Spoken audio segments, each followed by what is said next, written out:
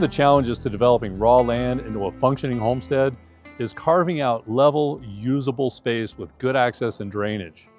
Because we're a hospitality ranch and we have guests coming in from all over the world to enjoy southern Utah's beautiful national parks and hiking, I've got to maintain these roads constantly year-round, including snow removal, drainage updates, just smoothing out the surface so they're not going over washboard, as well as the cabins themselves and the many outbuildings we have. It's just a lot of work and it requires a lot of space and stable area for maintenance and storing all of our equipment and working on our equipment. So today I'm going to share with you some of the grunt work that it takes to hold it all together.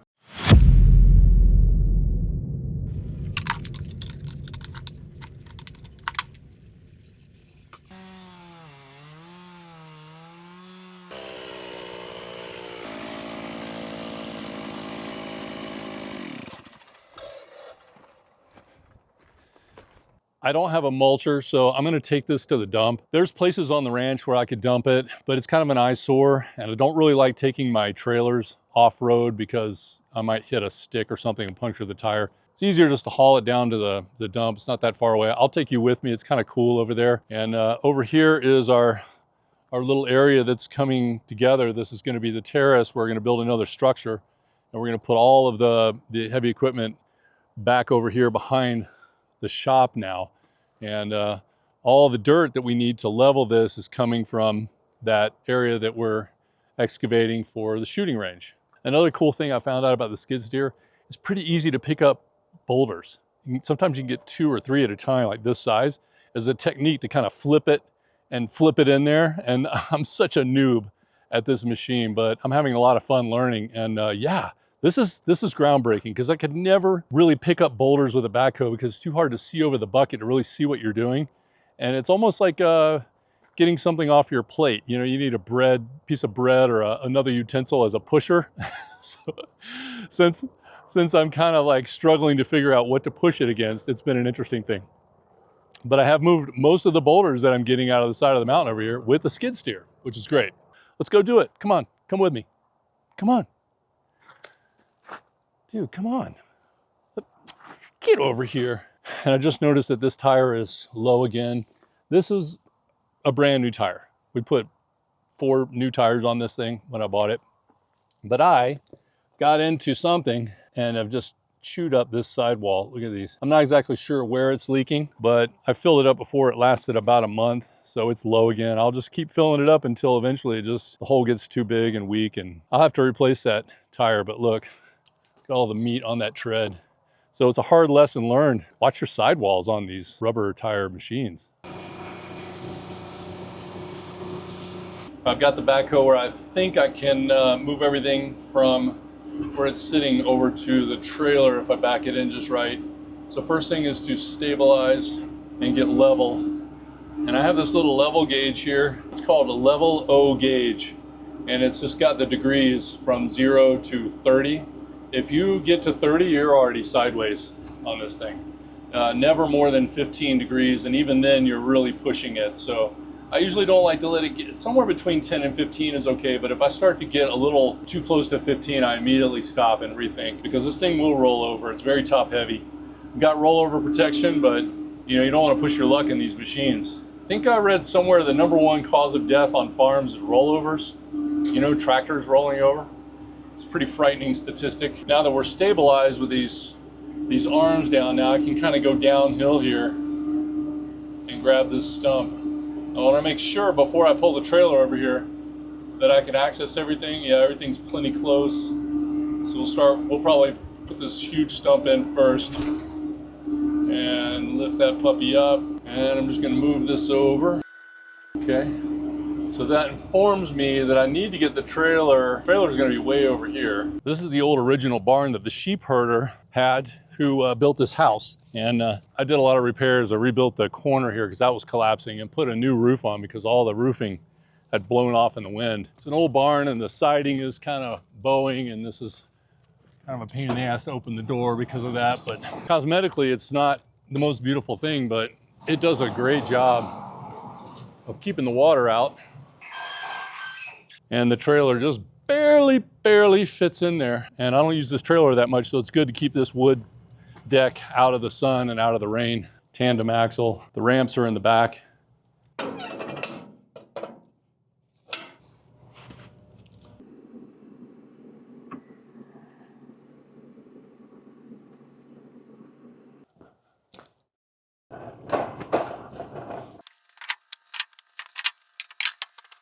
So what we got going here is I've got these bolts. They're purposefully sticking out a little proud here on the top side so that they catch the edge of the trailer. And they're in there pretty tight so they don't jump out easy. And they just go down and lock in.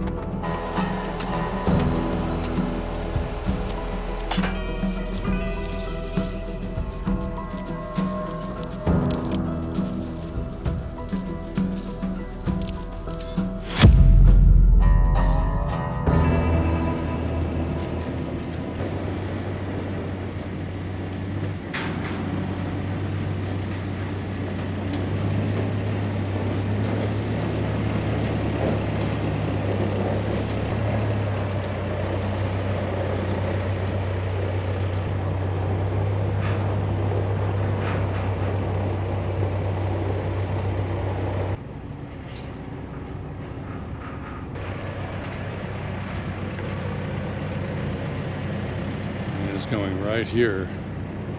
I leveled this.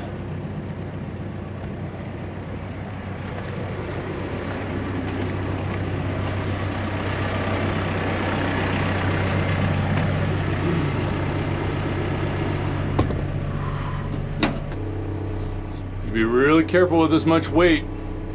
One little pothole, sinkhole, or boulder under a tire could cause you to tip. Here's another one for my forward back. So I'm about 5 degrees forward and about 5 degrees, about a little less than that, 2.5 to the port side.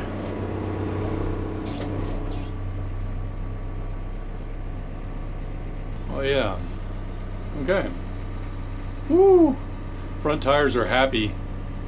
All that weight off. This looks like a normal tire now. I was thinking I might have to take these two trees out, but I really don't want to because they're really pretty. We look out this main window over here all the time. Look at that view. But you know, it'd be nice to have a few trees, kind of not all just around the perimeter, a few here and there closer to the house. But this is one big burly beast. This also has this extra piece of steel which takes the fines down even smaller to about a 3-inch fine. And you can see there's a rock stuck in there. And all the boulders are going to come off the back here, and I strategically positioned it. Here's my septic. Here's my little pole. I trimmed a tree, so that's actually rooted still in the ground. I just trimmed everything off of it, cut it, and then put my little weather vane up there. But the idea is to build up the terrace rocks to about here, which is going to be level. Up there I'll get my laser leveling out to make sure we're leveled. We're going to create a retaining wall going all the way around. I'm going to have to take some of these trees out to give this thing more of a square shape, and maybe probably even over there a little bit, so we have a nice big area here to put our garage for our heavy equipment. But here is the absolute cannot go past. That's why I put these boulders here. So as the big boulders roll off of here, kind of get caught there. And I can also drive down this little road over here with the backhoe and place boulders to sort of build this up. Then on the inside, this will be full of fines that I can then use to redistribute over everything and then just level it, backblade it, compact it with a compact track loader. You can't really level anything. You can't backblade anything with these rocks like this every few feet. They're just everywhere. That will not work. You can see I've also cut this a little bit more. I'm gonna have to turn the backhoe around and actually scoop this out, and then I'm gonna drop these rocks down so that the rocks are actually about right here where this is, maybe a little bit in this way. As you can see, to bring a big, heavy, wide thing like that, that's, I don't even know what that is, 12 feet wide? Something like that, 10, 12 feet wide. To get that through here is sort of the test. And then also I'm going to be moving this over for the generator, and I'm gonna bury a 2,000 gallon tank here, and it will be buried. Not that I'm gonna wanna drive on top of it, but there won't be anything level with the ground except the little part that sticks up right there. Obviously this is not a full load, so don't laugh.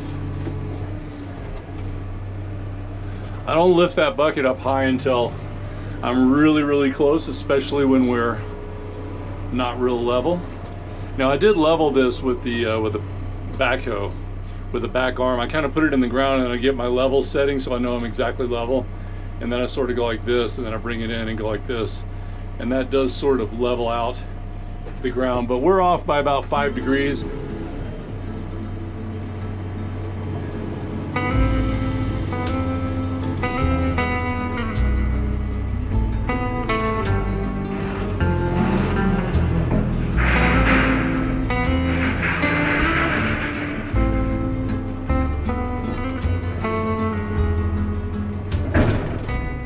Well, thanks for hanging out with me today. Next week, I'm going to show you how we zeroed in on this particular piece of raw land initially back in 2015 when I bought the first 20 acres here. I'll show you the process and how I connected with the realtor, and out of all the choices that we had, why I chose this one. See you then.